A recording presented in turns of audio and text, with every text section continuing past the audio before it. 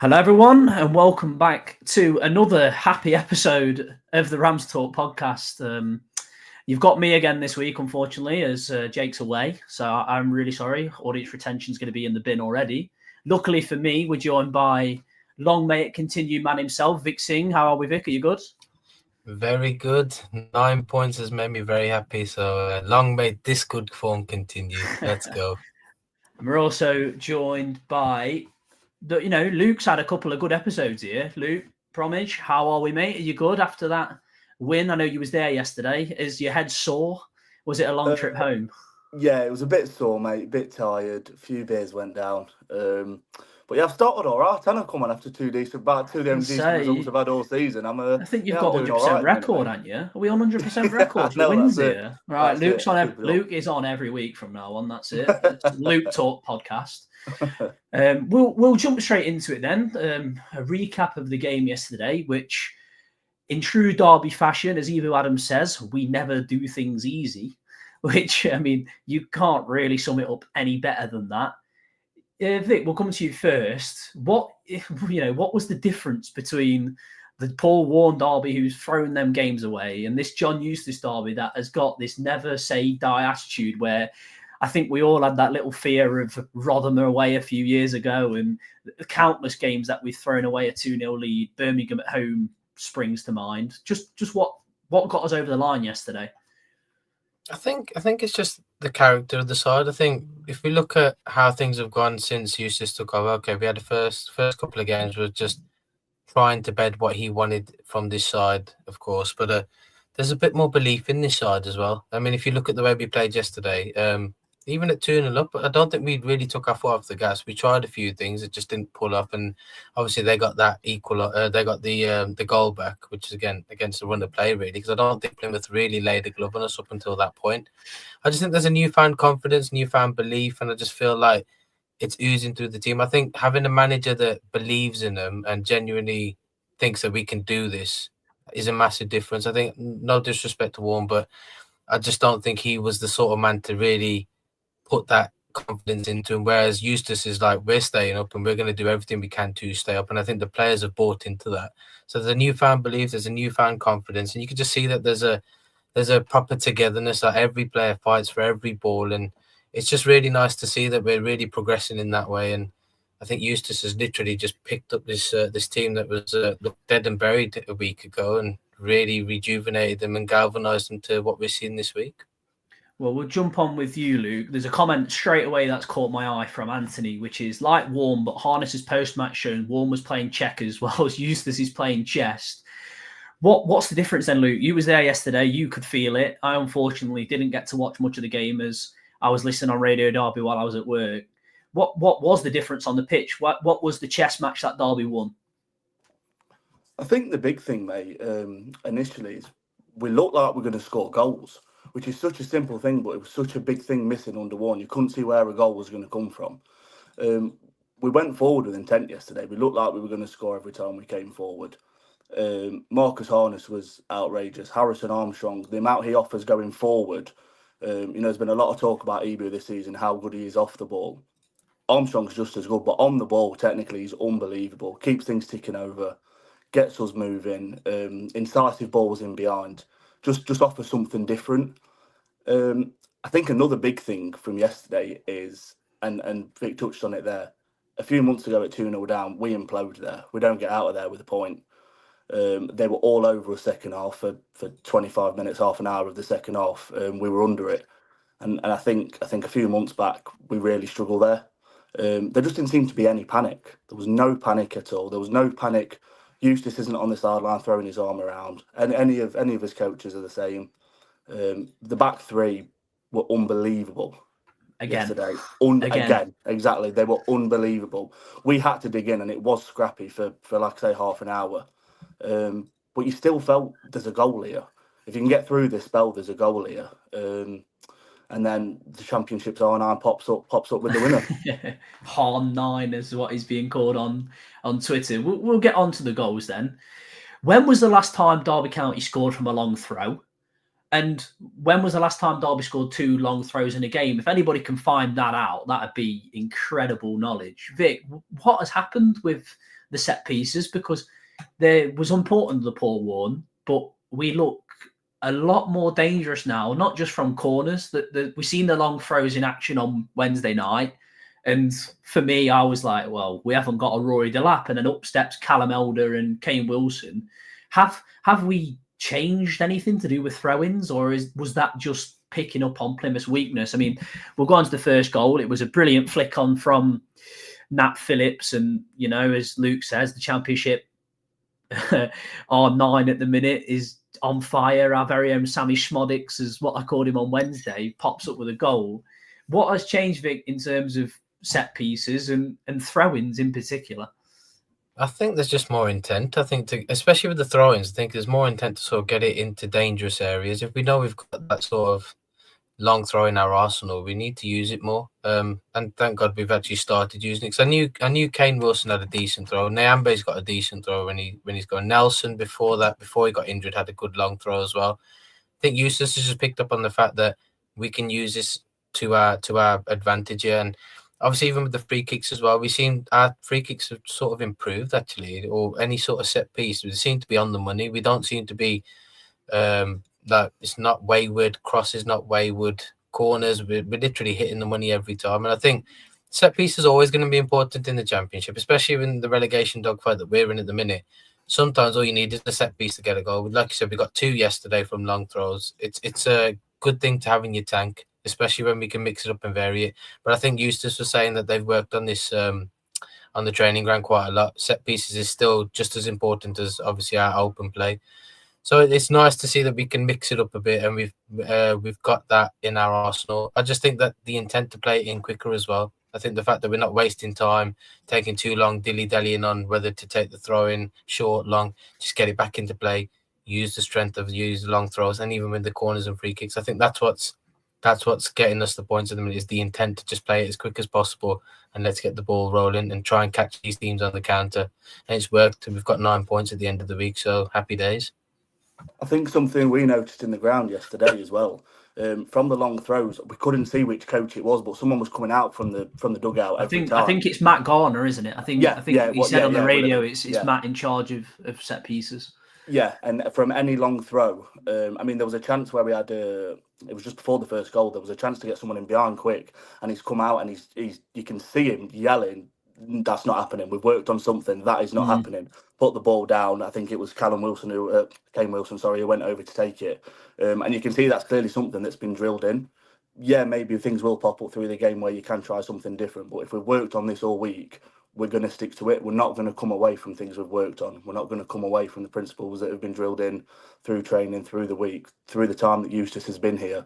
And that was really evident. He was, I mean, the fourth official had a pop at him a few times for coming out the technical area. But it's nice to see a coach involved in that way, not just kind of sitting down, not just kind of being stationary and shouting the generic things here and there. We're on the front foot. He's out straight away. There's clearly a plan that we're sticking to, and you know, so far it's worked brilliantly. We'll go on to the second goal, which again, long throw, this time a little bit more chaotic, and it falls out to a loney midfielder who is impressing me week by week, young Harrison Armstrong, and I compared him in the week to what George Thorne was, but more athletic, and it just reminded me of a moment away at Huddersfield where George Thorne just bang, top corner, completely different fight in terms of we was pushing for promotion. This time we're playing for relegation, but Harrison Armstrong's having that kind of impact on this Derby team, isn't he? Like George Thorne did when he came in January all them years ago, and also how Ibu Adams had that impact last season. Vic, how good is this kid? Like, how good is he? And is there a chance he comes back on loan next season if we stay up? I don't think so. I'll answer that second question with a no, because he's too good for this side, and he's definitely going to break into Everton's sort of first team fold just because he's that good. I'll wind the clock back even more. I'd go. He's had a Leon Osman sort of impact. I think. Yeah. If we're gonna compare him to someone, I think, and ironically enough, he's from the same club as Leon Osman was, he could have that impact, and this could be the difference as to us staying up. And I just think he gives that balance in the midfield a bit more. Like with if we were to put Kenzo there, you know, with Kenzo that he doesn't deal with the physicality as good. Armstrong, for his age, he's quite tall, he's quite physical, and I think Ibu needs somebody that is as good as him in those departments, but also calm on the ball, and I think that's what Armstrong offers. So he's a fantastic little player. I'll be gutted to see him go when he leaves, but I think he's going to be pivotal in terms of how we're going to do to stay up this season. And that goal as well, it's a well taken goal, and you can see that's the difference in sort of Premier League class to Championship, is when you've got a player like that can finish like that, and that's his first senior goal as well.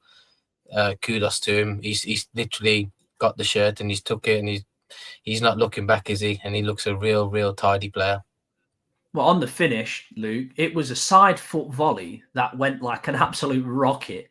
How did it look in person? Because on the highlights and everything I've watched from it, it flew, and it was right in the postage stamp. The keeper just sort of stood there and was like, "Yeah, nah, let's not bother with that one." Just how good did it look in person? Being as though obviously you're the only one that was there yesterday. Yeah. From what I can remember, no, do you know what, mate? It was a weird one because we were sat sort of directly in the middle of both goals, and it didn't look. You obviously know he's hit it well, and it's flew in. The keeper didn't see it, but it didn't look. And we thought the keeper probably should have done better, just from when we've seen it live. It was only when I watched the highlights on the way back that I thought he's hit it so well. The cheek of him to try that technique on the volley on the edge of the box is ridiculous. And I think, again, touching on what Vic said, that comes back to confidence. If you're not playing with confidence, you don't even attempt that on the edge of the box. You bring it down, you maybe try and recycle it. We saw what happened under Warren. It'd go out wide to whoever's there and would get a crossing. And you'd see that 4, 5, 6 times a half. Yeah. So it's not only the confidence to try it, but the ability to pull it off. We were saying just before we went live that he's got everything. He's got everything. He's the ball, like he's got the tenacity. Exactly. He's got the tenacity of an Ibu. He's got the engine of an Ibu or Tomo, but technically he's unbelievable. He shows the other part of his game. So he scored the goal, which is ridiculous. And in the second half, just near the corner flag in front of us, he's absolutely nailed someone. Unbelievable challenge. And there's not many players that can do that. There's not many players that have both, especially at this level. So for him to have that at this age as well is ridiculous. Yeah, there's a comment I picked up from the dog, and he's put, XG doesn't suggest our goal scoring right now isn't sustainable, which is a fair point. We aren't making many clear-cut opportunities, but we did miss a fair few chances yesterday, which we're going to recap on after we speak about our winner. XG, are we a yes or a no on XG? Because for me, expected goals is a very good metric over a long period of time, but I think off one-off games, I don't think you can read too much in, because I think the XG for our first goal was pretty low, and I think the XG for Harrison Armstrong's volley was particularly low as well. And they're both goals that are manufactured. They aren't, you can't really XG a long throw. So for me, I'm XG no. Vic, Luke, give me your opinion. One word, yes or no on XG. It's no for me. I'm old school like that. XG goes off my head. The football's played on the pitch. It's in the 90 minutes. You put the ball in the back of it. That's all that matters to me. Absolute hard no from me. I couldn't agree more with you, Vic. I think maybe when you've got a bigger sort of sample size, like say over a season, maybe for one game. I mean, our XG was quite low yesterday, and we probably could have scored 4 or 5 with the chances we missed. So for me, it means absolutely nothing off one game. As long as we come away with 3 points, I couldn't care less about XG. Well, let's speak of low XG then. Bundu's free kick. Yeah, fair enough, innit? You can't really do much with a strike like that. I remember I was listening to it on the way home, and Ed Dawes was like, why is their biggest player taking this? And then all of a sudden, bang, goal. You can't defend that. And I heard a few murmurs of Zetterstrom should do better, but on recap, I think that's very harsh on Derby's number one. Vic, thoughts? It's a sublime free kick. I think if there's any criticism, I think it was a needless free kick to give from Wilson. I just think he didn't need to make that foul, in my opinion. Then again, from that angle, you don't expect them to hit it as sweet as he did, and it just went straight into the top corner. Those sorts of strikes you can't stop, so fair play to Plymouth on that. But yeah, I just think if there's any sort of criticism to take from that, it's just that Wilson probably should have done better and not given the foul away in that position. Luke, anything more? No, I think I'm the same. Like I said, I think Eustace said, if you watch his post-match interview, he actually mentioned 3 or 4 times Wilson giving the free kick away needlessly. So you can see how much that frustrated him, that bothered him. It's a ridiculous strike. We were right behind it. It's an unbelievable strike. People sort of comparing it. He had a similar one from pretty much the same area, second half, that Zetterstrom tips over. He's not hit it anywhere near as well. The goal, the first half, it's an unbelievable strike. And like you say, could Zetterstrom's positioning be better? Possibly. But 99 times out of 100, that flies over the bar. So I don't think any fault can be given to the keeper, really. It's just an unbelievable hit. It's a wonder strike, isn't it, really? And on to the second goal then. Got a little bit done on the break.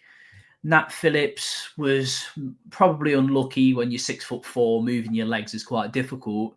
And in all honesty, if Phillips didn't put it in, I think it was Callum right behind him, wasn't it? I think it's a goal regardless. I think maybe we got caught a little bit chasing for that third goal, and it's easy done when you're playing in these situations. We needed that third goal to kill the game off, and instead it become a real contest of a football match once it went to 2-2. Was it avoidable? Probably, but could Derby have done more, Vic? It's difficult to say because of how quick it came from the kickoff. I just think that maybe we could have dealt with it defensively better from the flank. I think there was two players out there that probably could have stopped that cross from coming in if they just have pushed a bit further forward. But in Nat Phillips' defence, it's a sort of a really difficult cross to deal with. And obviously, like you said, he's 6 foot however, and if he didn't get a foot onto it, the lad behind him would have scored and it'd have been 2-2. I just think that it was the timing of the goal, I think, that probably had a lot more worry than anybody else. I just think that, Plymouth were going to come out fighting. They got the goal. They got that equaliser pretty quick, and then it was game on from there. But again, it was just one of them. It's small criticisms. We can say, the defence should have done a slightly better out wide and stopped the cross from coming in. But it's one of those. It could have gone anywhere, and unluckily for us, it just hit Phillips and it just went straight into the back of the net. It's just one of those things in football. And to be fair, the last few weeks we've had the rub of the green quite a lot. So if something like that's happened against us, these things in football even itself out. So it made for an interesting game. Could put it that way. But other than that, I don't think there was much else you could have done really. Probably not good for most of our heart rates, was it? Let's be honest. I don't. I agree with Vic. I think the only thing you can really criticise is maybe getting the cross in, but if you watch it back, it's an unbelievable ball in from Ryan Hardy. He's put it on an absolute sixpence for him, and like you say, Phillips has got to go for it, otherwise it's a guaranteed goal anyway. I don't think there's any blame laid at him, but the actual ball in is unbelievable. One of the only bits of quality they really showed going forward, and obviously we were punished for it, but yeah, it was more the timing. I hadn't even got back to my seat, so I missed the goal. So I've come up thinking, if we hold on here, it's 2-2. All right, it's going to be one of them halves. No worries. Well, we'll gloss over a few other things later, but the winner from Har9, as he's being called, it's a brilliant passage of football from Derby because it sums up everything to do with John Eustace. It's hard work in the middle from Harrison Armstrong to pop the ball out into Marcus Harness, Callum Elder, and there was a comment earlier from, what a boy, Idiarquez free kick. Callum Elder should get more notice. Been fantastic for a while. Was also excellent yesterday. Puts the ball in, and Marcus Harness is the man on fire at the minute. And it looks to me as if he's a rejuvenated character. We spoke about it on Wednesday, and he's spoken about the boss putting some obviously confidence back in him. And he also says he doesn't thrive on chaos, which seemed to me a little maybe subtle dig at the previous regime, but we are getting the fruits of that, Vic. Third, as a winner goes, it's up there for me with the Port Vale limbs. It's fantastic, wasn't it? And the photos and the videos of it online have been brilliant. Just sum up the feeling, because I know I was sat in the car and I heard go, and I'm jumping around in the car, probably not doing what I should be doing.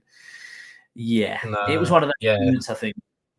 I think, well, it was relief because I just thought the way the game was going in that second half, you could back in the day from our usual Derby feelings, we'd only assume that we're probably going to concede here, we'll lose this game 3-2. So relief, but it was just nice to see that the players kept going. Okay, I think that was the only shot I think we had all off, that was on target. So it's nice to see we're clinical, but also it's nice to see that we still hung in there. We kept the belief. We sensed that there was a winner in this game, and we went out and got it. It's an unbelievable weighted ball from Callum Elder as well. It's not easy, and that sort of in that sort of pressure and with the time, I think there's only a couple of minutes left to play that ball across, and the finish from Harness first time. It's a rejuvenated player. It's like the man's play. He looks like he's possessed the way he's playing at the minute. He's just literally turned a corner, and he's just looked like a different player altogether. But what was also interesting was I think he might have mentioned it in the post match was. I think Eustace mentioned it was the fact that he asked Harness where he'd like to play. And I think that's probably why we're seeing the fruits of Harness's labour now is the fact that he's playing in a position where he feels the most comfortable. I don't think anybody had him as a second striker, really, but if that's where he feels comfortable playing, he's got the 3-goal return from 3 games. So nobody's going to complain here. And we're seeing a lot of positive things going on with Derby at the minute. It's nice to see that it's not just one player that's putting a performance in. It's pretty much all over the pitch. We're seeing it from Callum, who, like the guy mentioned earlier, I think he's been a bit of an unsung hero this season. I think last season in League One he struggled, but this year, got to give him his credit. He's probably been one of our most consistent, better performers this year, especially on that left side. So kudos to Callum as well. But yeah, I mean, that first time finish from Harness, again, comes from confidence. You wouldn't take that. Give it a couple of weeks back, you probably wouldn't have even had the shot. But it comes from confidence. We took it first time and we got the goal and got the 3 points. Come on then, Luke. Tell me about these limbs. How were they? Oh, mate, unbelievable. I was about 4 rows down. I think a shoe came off. It was unbelievable. And you know, a lot of it, obviously, it's a big game. Obviously, it was a big 3 points. I think a lot of it comes from we just feel in a place now where we're watching things happen. It's a team that looks like they're going to make things happen, and we were starved of that all season, really. Every time the team came forward, there was a genuine, this could lead to something, and I've not felt that for months. On Harness specifically, I can't remember such a big turnaround in such a short space of time for one player. It's ridiculous what a bit of confidence has done to him. We thought he'd sort of underhit the ball. We wanted him to play Elder in. When you watch it back, it's an unbelievable ball that he gives out to him. It's so good. And he just sort of saunters into the box. He ends up with sort of 5 yards of space in a packed box. And as you said, Vic, the first time finish, you don't take that on if you're not playing with confidence. He either takes a touch, he lets it go through him. It's such a well-worked goal at such a crucial time. Tired bodies, tired minds. There didn't seem any of that. And yeah, the scenes that followed it were ridiculous. I can only imagine, and it does make me jealous, the fact that I couldn't get to as many away games this season as what we want. I'm just looking through some of the comments. We've got Warren would have settled for a point on Saturday when they came back to 2-2, which I think is a fair criticism. Eustace puts the simple back into our game, no need for complication. Again, a very valid point. Jake, with some slander, it's good to see a top class coach on tonight. And Jack, I will be speaking to RamsTalk HR about this tomorrow. And we've also got Matt Smith with, I remember Darren Bent scoring from a Ryan shot and long throw in 2015. So, 10 years, if anyone can better that, let me know, because long throws and Derby, to say we had Rory Delap, not really been a match made in heaven at times. We'll talk a little bit more about some of the decisions that didn't go for us yesterday and a few controversial moments with, obviously, the goal that was chalked off, which for me wasn't a foul. I don't know. Goalkeepers get protected a hell of a lot nowadays, Vic. I don't know if you've seen it. What was your thoughts if you have? For me, it's a goal. And I just think goalkeepers, if you touch them or blow on them, it's a foul nowadays. And I just think we did so well to fashion the chance and to have it chalked off, and that they made it 3-0 at the time. That'd have been game over. I don't know. What's your thoughts? No, I agree. I looking on first thought, I thought it's a goal, but I can also understand why the referee's given it as well. It's in this day and age, like you said, if you breathe on the keeper, it's a foul. So you can see why the ref's given it. In my opinion, I thought it was a very valid goal, but the keeper probably used his game knowledge and went down, maybe off a little slight nudge or something, and bought the foul and won it. So for me, I thought it was a goal. That would have been the game dead and buried, and we probably would have coasted from there. But like I said, you can understand why the ref's giving it at the same time as well, just because of the way the game is now. It's bonkers. I don't agree with it, but it's just the way things are. And for me, if that was 3-0, I'm sure Luke would have been chilly, wouldn't have had to have the scenes at the end. But, it's good. It's good. We got the win in the end. That's all that matters. But it would have been nice to have another goal. Luke, I'll bring it to you for the second one. We spoke about it before we pressed the go live button with obviously Sandre Langas. We'll talk a little bit about him in a second, but the head injury that obviously Langas was, hurt. He finished the game like an absolute warrior with a bandage around his head and his knee hanging off. It did look like the ref was going to play on until Derby was in behind, and then the whistle went. Luke, what was your view on that?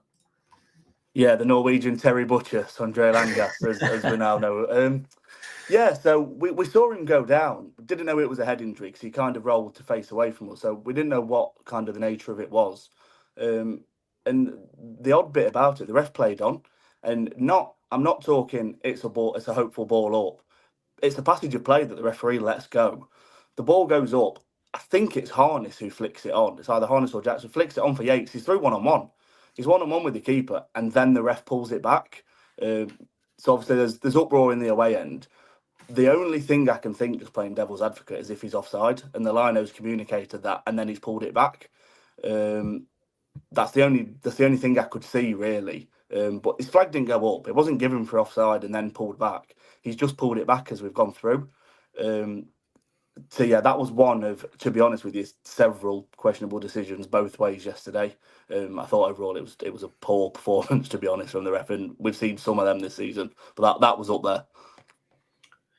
Adam just says it was when Armstrong went down with his head, not Langas. So there we go on that one. We're gonna, come on to Sandre Langas, who we was told should have had a surgery, hasn't had a surgery, and is like RoboCop out there at the minute, just fighting through the pain barrier for the Rams. Vic, it's impressive, isn't it? When a player's been told he probably should have a surgery, the player and the club have agreed he's going to go in the summer by the sounds of things. It's a warrior's effort, isn't it? It was said in the chat that it was who was it? Sorry, let me just find that quickly. Someone said he was a warrior's effort for him to carry on. I will find that comment, but we've signed the Norwegian. He's called the Moose for a reason. He's going to fight through and hopefully see the season out for us. Just how impressed were you with him yesterday, coming on at right wing back of all places and replacing Kane Wilson and seeing the game through? I think if there is a player that we're looking to play in that position, if Nyambe was injured, it probably would be Sandre Langas. It's something that they worked on at Pride Park recently. Was from goal kicks, it was Langas that was winning the flick-ons from that right side. So I think this is probably something that they've used as maybe a backup plan in case something like that does happen. So I wasn't surprised that Langas came on to play right wing back. I think he's got the pace for it as well. We've seen that at Norwich away, where when he literally blew past one of their left wing back or their left back, and he was pretty much their own goal. But it's nice to see that he's committed to the cause. I think Eustace is playing a bit of a poker face here, because he did this with Nyambe, saying he was out for 6 to 8 weeks, and boom, he's in the starting lineup against was it the last home game? He was in the starting lineup. Yeah, Coventry, yeah. So maybe it could be Eustace playing a bit of mind games. We don't know. Maybe he does need surgery, but again, he's playing. It's almost like a masterstroke. It seems to be working because it's throwing teams off their game plans. But if he does need surgery, it didn't look like he was injured yesterday, and I'm really glad that he carried on fighting. He had that headband on, the head bandage, and normally that you can tell that's a sort of warrior sort of performance and the warrior spirit within him. So I'm glad he came on to do a job. I'm really pleased to see him back in the fold as well. It's just nice to see that he can still contribute to the team, and hopefully we can keep him to the end of the season injury fit without having to have the surgery. And obviously, when we stay up at the end of the season, he can have his surgery, and we can all ride off into the sunset thinking about next season. Well, talking of injuries, Luke, we seen one yesterday for a man that Vic just mentioned, Kane Wilson. How bad do you think that is? Is that a precaution? He was bouncing at full time. I'm sure after 2 weeks of the international break, which we'll get on to finish the pod tonight. What do you reckon? Is he precaution? Is he hurt? Is he just being rested? It's a difficult one, isn't it? Yeah, it's tough to tell. I'd like to think it's just precautionary, because as he's gone off, he was kind of stood on the touchline, almost looking like he wanted to come back on or ready to come back on. And then I think the decision was maybe taken out of his hands, and it was, you're coming off. And so I'd like to think precautionary. It didn't look serious. But how many times has that stung us where a player goes down with a bit of an innocuous one and then they're out for months? So touch wood, it's not that. Because Wilson, again, yesterday, especially first half, shows exactly what you miss when he's not in the team. He's so good going forward. On that, though, it would have been very easy for Eustace when Langas came on yesterday to sit in a flat five. He's got the perfect excuse there, and I think that's probably something we'd have seen before. Wilson's gone off, who's your real attacking outlet from the wing-backs. We'll go to a flat five and take the point, and it wasn't that at all. Seeing Langas with the bandages around his head playing at right wing is not something I had on the bucket list this season, but it was nice to see. So yeah, hopefully Wilson's not out long term, but I've got full faith in Eustace, if he is, that he'll find a solution for that to keep the positivity going forward.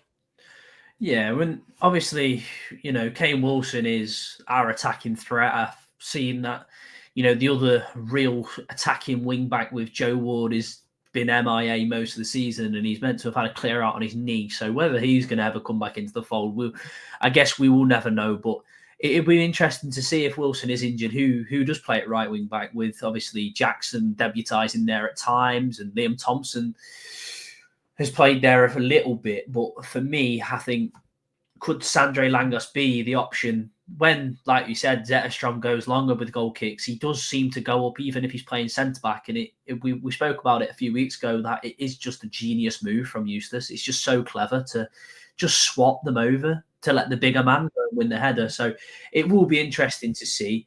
We'll have a little chat about the back three. We had a little bit of a chat about the back three on Wednesday as well. I think Craig Forsyth is getting better, and he's 36, and I just think he's rolling back them years in a completely different role, but he looks effortless at times. Like at centre-back, it just suits him, and we know he can play football. We know he's a capable footballer, the ball at his feet, and partner him with Matt Clark, who, again, he just heads everything, doesn't he? And it's brilliant that Matt Clark's back at Derby. Again, other than his own goal, Nat Phillips assist for the first goal and looked pretty faultless throughout. How important is it? And I said this Wednesday, and we'll ask the same question again. How important is this back three to Derby? Because at the moment, they look untouchable. It's pivotal, I think, to the way we play. I think if we don't have a solid back three like that, we'd probably see a lot. We'd probably throw these games away. So it's nice to see we've got the perfect blend of sort of the experience, the calmness of Forsyth. You've got Clark, who's still probably in his peak ages at the minute.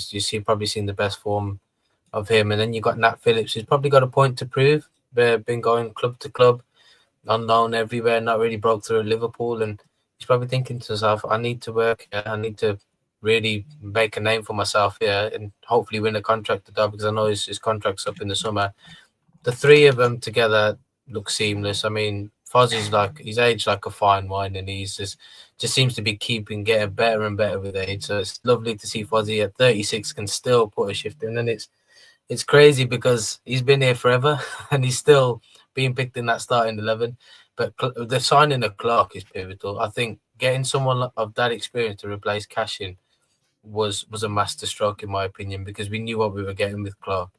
And then obviously Phillips, what he adds to the game is just a different dimension. So it's nice to see there's so much cohesion and fluidity with that back three. And I think it's just pivotal for the way we're going to continue to play going on. Not even just this season, but beyond it as well. I think the back three, it's almost been a blessing in disguise that Eustace almost had to go with a back three. I think it's known that coming in, he would have ideally been playing a back four, a similar system to what he set up with at Blackburn. Due to injuries, due to opposition, due to previous results, he almost had to go with a back three, and it's worked so well. I think a big thing yesterday, the experience of a Matt Clark at this level, Nat Phillips. There's one where they're on the break, and Nat Phillips almost gets someone in an ankle lock on the halfway line. And, that's experience at this level. It's a good yellow card to take. I actually don't think he got booked for it, which is another point on the ref.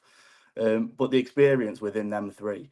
Craig Forsyth, I think, can possibly get found out in a back four. The left of a back three, again, he was unbelievable yesterday.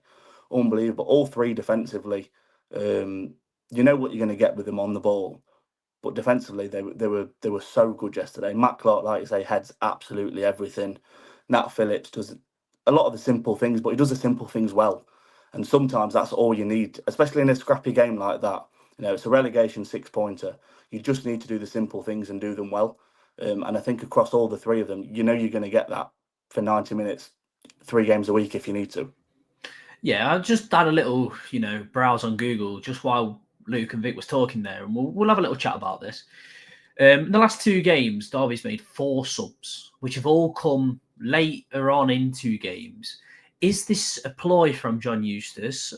Is this more of a, well, the boys are doing fine, let's not change anything? Or is it simply because his hands are pretty tied with the squad we've got? Like, we look at the bench yesterday, you've got Langas and Jackson came on. But on the bench, you had Tom Barkhazen, who hasn't featured heavily, Kenzo Haldmine, who looks a bit of a forgotten man under John Eustace, Jake Rooney, Ryan Nyambi, who's obviously nursing an injury, Jeff Hendrick, who seems like he's nowhere near fitness, Josh Vickers, and Charles Abau. I'm not going to say your name, Charles. I'm sorry, man. I do apologise. You've got young Charles on the bench. Is it a ploy from Eustace, or is it simply because we haven't got the bodies, Vic?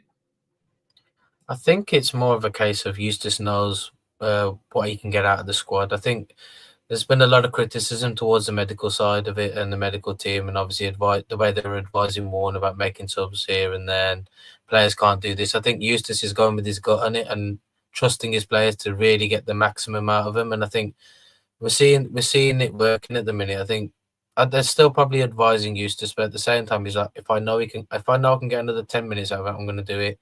And he's putting that trust in the players to go out there, put these performances in. And we're seeing the evidence already. Like, okay, yeah, Nyambe's gone off with a slight injury, but I don't think he came back fully fit anyway. And then Wilson nursed, I think it was a slight knock. He had a bit of an ice pack on him, but he's trusting the players to know that we can get more than 60, 70 minutes out of him. And I know data is such a big thing in football at the minute, but you can't always rely on data. Sometimes it's just gut instinct that you know that the players can do more than what they're showing. Data is brilliant in the grand scheme of things, but when it comes to game by game, you look at the game management side of things. If you know your player can do the 90 minutes, let him do it. Do you know what I mean?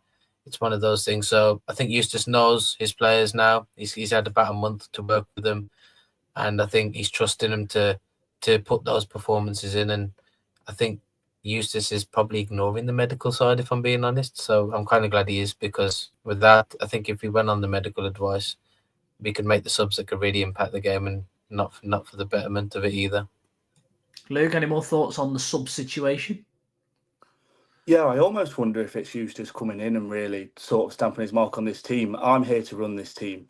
There's certain things that can't be data-led. And for me, 2 of the biggest ones are team selection and substitutions. It can't be data-led. Yes, you can lean on it.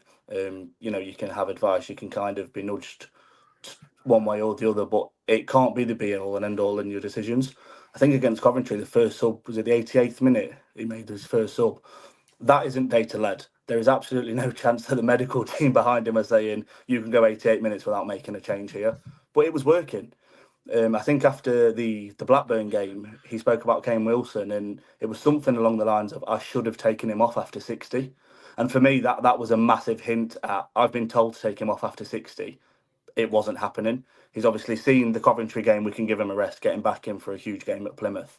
And that's what you want from a manager, head coach. That's what you want. You want them to lead it. You want them to go off their gut. They're in that position for a reason. Eustace is a brilliant championship manager. Yes, the data's there, but don't let decisions that don't need to be data-led be data-led.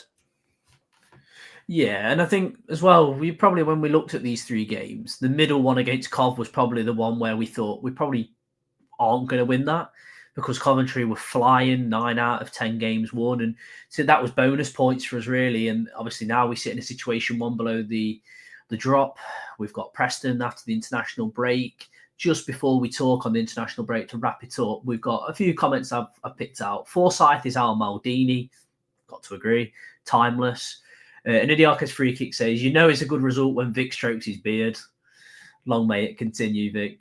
When we survived the drop, a massive shout out has to go to our fans. They've been magnificent. I think definitely under John Eustace, we've definitely got behind the boys, and it is difficult at times under Paul Warren. And Crash also says Eustace is playing with a weaker squad and is getting better results than Warren when he had a full squad. And let's go on to this break in results with the international break. Vic, is this a good time for Derby's international break, or would we like to play again next Saturday? It's difficult because we're on such a good run at the minute. Like, we've got this newfound confidence. We've got 3 wins on the bounce, and normally in that sort of scenario, you want the next game to come as soon as possible so we can go and get another 3 points. However, if you flip it and you look at the injury side of it, it probably has come at the right time just to give a bit of rest to some of the players that need it. I think we've got about a good 16 days before we play again, because we're not playing till the Wednesday after the international break. So I think it's bittersweet in the sense that you want the next game to come because we're on such a good run of form at the minute. But at the same time, just for the squad size and the squad itself, I think it's probably come at the best time just to give a bit of rest to the players that probably need it the most. So it's one of those, really, I think. Luke, what do you think? Is it good or not? I completely agree with it. You can argue either way. In terms of getting players back, in terms of filling out the squad, it's needed. I think it is needed. But form-wise, it's come at the absolute worst time of the season. It's come while we're in the best form of the season. I think the majority of people said 7 points from these 3 would be huge. When it goes to 2-2 at Plymouth, you're thinking, feels like 2 points drop, but you'd have definitely taken 7 before the 3. Coming out with 9 is unbelievable. So it is tough. I think I'd have liked to have carried on. I'd have liked to just bounce into another game while we're sort of on this high, ride this way for as long as we can. But then again, I think I've got full. You see what Eustace has done with very limited time in training. So if he's got another, I think it's another full 2.5 weeks until the Preston game because they're in the FA Cup. Yeah. So yeah, I've got full faith that we can carry it on, sort of coming back from that. So with a quick Google, we've got Ben Osborne currently out injured. Obviously, we don't think Osborne will be back until May. Kemar Roof is a hamstring issue, could be back in mid-April, early April. Mendes-Lang's knee injury, mid-April. Corey Blackett-Taylor, late March. So we could see Corey Blackett-Taylor within the next couple of weeks. Dejan Brown is May as well. So we may not see Dej back. In terms of knocks, you've got Langas and Nyambi, with obviously Langas's knee and Nyambi's hamstring. And then other than that, really, we kind of, we're fully fit. And when we look at the players that are currently out, Ben Osborne would be, ideal to replace Callum Elder at left wing back. I think Kemar Roof could be the answer from the bench. And we know how good Mendes-Lang is. Corey Blackett-Taylor is a very exciting player. So with them 4, that would make that bench a lot stronger, Vic. Does any of them get in the 11 currently? Because I don't think so, personally. No, it's difficult to make a case for any one of those to get straight into the starting 11. However, if you look at the squad depth, I think it just adds to that. It just gives us an option, doesn't it? There's more experience with those players back. There's also a different dimension when you look at, especially someone like Corey Blackett-Taylor comes back and Mendes-Lang, who offer pace and power going forward. And then if you got like Ben Osborne, if something does happen to Elder, touchwood, nothing does, but you got a bit of cover there. I think it's just more for squad depth than anything, really. I can't see any of those breaking into the side. Would you reckon, Luke? Any of them? Personally, again, it's a no from me. Yeah, no, not at the minute. And if you'd have told me a few weeks ago that Marcus Harness can't be dropped, I wouldn't have believed you, but not at the minute. I think I'd love to see, I've spoke about this before, I'd love to see a Corey Blackett-Taylor under John Eustace. I think he's the exact kind of player that get the best out of him.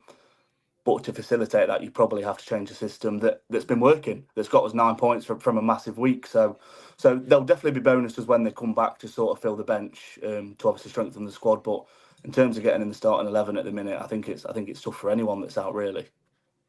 And I think on that, that's a pod, look, boys. It's been a brilliant week as a Derby fan. It's been absolutely brilliant for us to have some light at the end of this relegation tunnel. And the big question on Wednesday was, will Derby survive? And I think a lot of us now are in belief that, 1 point and teams seem to be in a bit of free fall.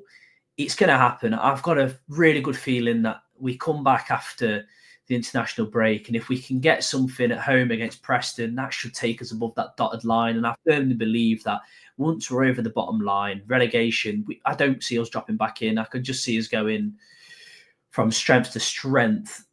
Just on that, I don't think there's a midweek this week, with us obviously having no game and nothing to preview. There may be something next Sunday. You know, keep an eye on the socials. It's all in the description below. You know the good stuff. Give us a rating on Spotify, Apple Pods. It does go a long way. Feed that algorithm. Get the Rams talk on the go. You know, we're trying so hard to get you boys more involved. And Luke obviously knows that now, being on board and covering wins every week. This boy is very lucky. Like I say, we've got the run-in for the Derby food banks. Check that out below. I'm slacking. I need to get back on that big time. I think I've got like 15k myself to add in this week. So we're getting there. I think a few of us are already near enough at our goals. So let's hope we can get that done before the survival party against Stoke.